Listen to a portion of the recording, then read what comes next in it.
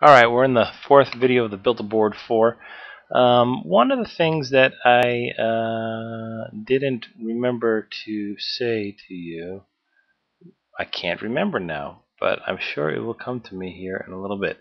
Okay, so we have these buttons here, the Save It and Design Others, Facebook Share. These are all good buttons, but what I want to do is I like the fact that we can go right to checkout. Proceed to checkout. This is the board I'm gonna buy. So this is good. Proceed to checkout's fine. Let's just call it buy it. Just instead of saying proceed to checkout, let's say buy it, and they can press the button and buy the board. Let's get them out of here as quickly as possible. But what we're going to do is you're going to have that design complete thing that we talked about once they add the wheels up here. But what I would prefer before the design complete's done, yeah, if they choose the wheels, I can say design complete. They might want to fool around with the wheels, and that's not going to prevent them from doing that just because they have the design complete box that you have. Instead of being over here, it's going to be up here. So what they can do is from here, what you want to give them the option to do is just add to queue. They can say add to queue and build another, and this will be a repeat of what this was up here, or go to checkout or buy it. So design is complete. Would you like to add to queue and design another, or continue to checkout? And either of those will be clickable links that will bring you to well, the continue to checkout will bring you to the same place this is going to be. If they say add to queue, that's going to click. This box is going to disappear. Little queue is going to appear around in this area, and a small picture of that's going to hold their board is going to appear. Now the queue is going to look like almost like a storage container or for these boards, because it's going to be there, and it's going to say boards added to queue, and it's going to have the design that they did there.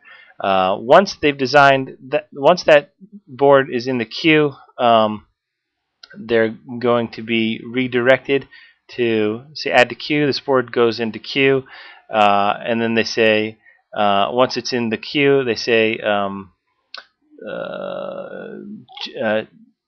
basically they're going to have to be redirected to what the start over button does. So board is added to queue, click start over button, or click board has been added to queue, and then there'll be a button that says click design another. Board has been added to queue, design another, and then the design another or will be highlighted so that they know that it's clickable. They're going to click that button, and they're going to be redirected back to here. Now at this point, when they have that board in the queue, I don't want them to have to register or create an account yet. I want them to be thoroughly engaged in this building process and hooked to the whole process before they have to think about the practicality of buying the board. I want them to be emotionally attached to this thing before they have to actually decide to buy it. Okay, so now they've started over, and right now they have another board, and their board is in the queue. And we're not going to tell them to go. Let's see here. The board is in the queue here, but it shouldn't be redirected back to this page. It should be redirected back to let's see here. It should be redirected back to after the board is in a queue. It should be redirected to this page, okay? Because we already know they're going to buy SCURF boards, and they're in the market to buy SCURF boards and not necessarily long boards. So they're going to again choose. They have a board in the queue, and it can be you know, floating around here. The queue can be still showing up. I don't know how you want to do that, but I know there's a board in the queue that they've already designed. Say they want to come back and they want to build a body board. Let's see if this one works. I don't know if it does yet.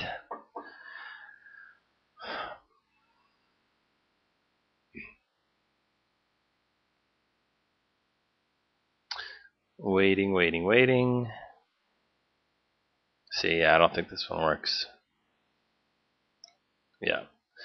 Oh, it does. Okay. So it just took a while.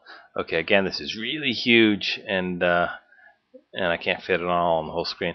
But okay, let's just go through the process real quick. I'm going to go through blah blah blah, pick up design. I'm going to. This is weird that this is in the. This logo's there. The logo's always, like I said, supposed to be in an area where it'll fit, like right down here below the trucks. So you need to make sure there's some consistency there too.